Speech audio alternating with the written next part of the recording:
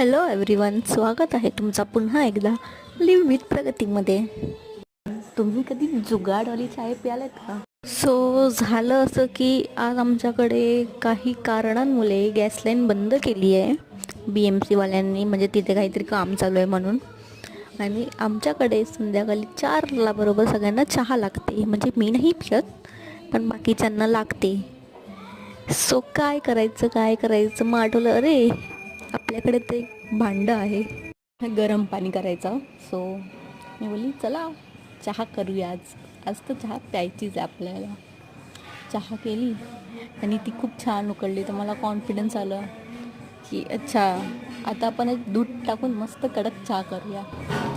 आणि या कॉन्फिडन्सच्या नंतर काय झालं, ह्याचा पूर्ण व्लॉग तुम्ही माझ्या चॅनलला बघू शकता. त्याला छान उकळ आली, जाऊन नक्कीच तो भांडा पटकन